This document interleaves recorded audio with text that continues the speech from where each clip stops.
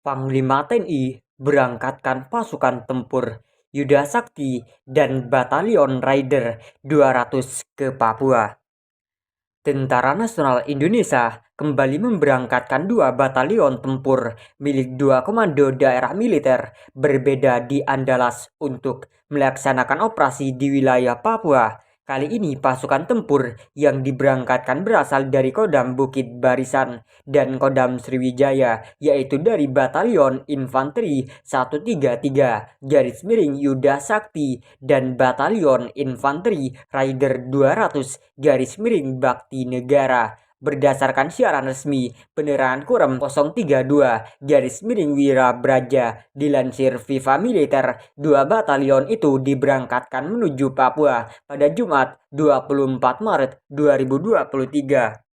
Sebanyak 900 prajurit TNI dari Yonif 133 garis miring YS dan Yonif Rider 200 garis miring BN bergerak menuju Papua dengan menggunakan kapal perang TNI Angkatan Laut KRI Banda Aceh 593 dari Pelabuhan Bom Baru Palembang, Sumatera Selatan. Sebelum diberangkatkan, seluruh prajurit TNI Angkatan Darat yang terlibat dalam operasi menjalani pemeriksaan tak tanggung-tanggung. Pemeriksaan dihadiri langsung oleh Panglima TNI Laksamana Yudo Margono.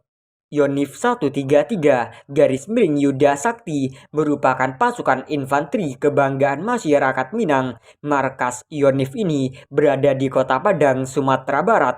Sedangkan Yonif Rider 200 garis miring Bakti Negara adalah satuan tempur andalan Kodam 2 Sriwijaya. Yonif ini merupakan pasukan pemukul reaksi cepat lintas medan Kodam 2. Setiba di bumi Cendrawasih nanti, Yonif 133 garis miring YS dan Yonif Rider 200 garis miring BN akan berpisah karena kedua satuan akan dikerahkan ke dua wilayah berbeda di Provinsi Papua dan Papua Barat sebagai satuan tugas pengamanan perbatasan RI PNG.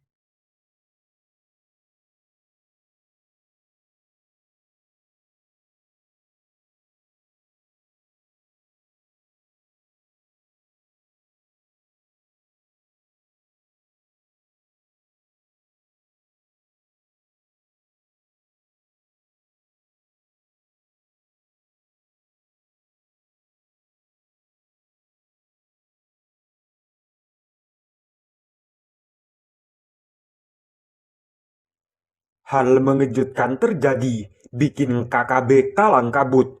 Tokoh pemuda Papua terobos hutan, sikat UPM. Organisasi Papua Merdeka UPM yang terus meresahkan warga Papua membuat aksinya selalu dicemooh pemberantasan organisasi separatis terus dilakukan oleh aparat. Para pemuda Papua juga mendukung penumpasan UPM karena mereka cinta NKRI dan tidak mau Indonesia dirusak kedaulatannya oleh kaum separatis. Saat Papua bergabung dengan Indonesia setelah penentuan pendapat rakyat PPRA, maka ada yang tak menyetujui hasilnya. Mereka membentuk organisasi Papua Merdeka UPM dan ngotot ingin berdikari. Alasannya, mereka dapat merdeka dan mengatur wilayah sendiri, padahal menurut hukum internasional, bekas jajahan Belanda menjadi wilayah RI termasuk Papua. Para pemuda Papua mendukung pemerintah dan tidak mau bergabung dalam UPM. Mereka malah mendukung pemberantasan organisasi separatis tersebut karena selalu meresahkan masyarakat. UPM dan KKB terlalu sering menyakiti hati warga sipil dengan melakukan penembakan dan penyerangan yang membabi buta. UPM bahkan pernah ketahuan menggunakan warga sipil Papua sebagai tameng hidup ketika mereka menyerang aparat. Peristiwa ini sangat memilukan karena bagaimana bisa mereka tega membuat saudara sesukunya jadi korban jiwa hanya demi ancaman pada aparat dan masyarakat lain. Para pemuda Papua berbondong-bondong mendaftar jadi tentara karena ingin membela wilayahnya. Jika mereka sudah resmi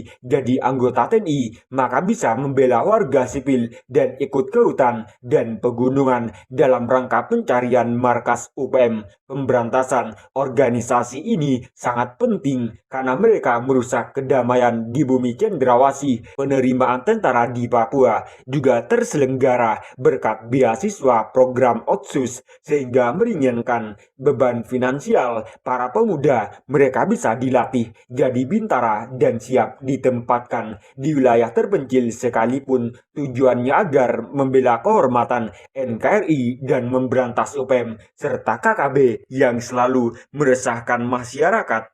Permasalahan separatisme di Papua tidak hanya berkisar pada kekejaman UPM, namun juga ada campur tangan dari pihak asing. Mereka ikut cawe-cawe karena mengincar tambang-tambang di Mimika, sehingga jika UPM berhasil akan bisa menikmati hasilnya. Pihak asing sangat licik dan menggunakan UPM sebagai perpanjangan tangan. Para pemuda Papua yang tergabung dalam Ampera Aliansi Mahasiswa Pemuda dan Rakyat Papua mengecam pihak asing yang mendukung UPM serta ikut merayakan ulang tahunnya pada tanggal 1 Desember. Bahkan pihak asing ikut mengibarkan bendera bintang kejora yang jadi lambang UPM. Peristiwa itu adalah sebuah penghinaan besar bagi Indonesia.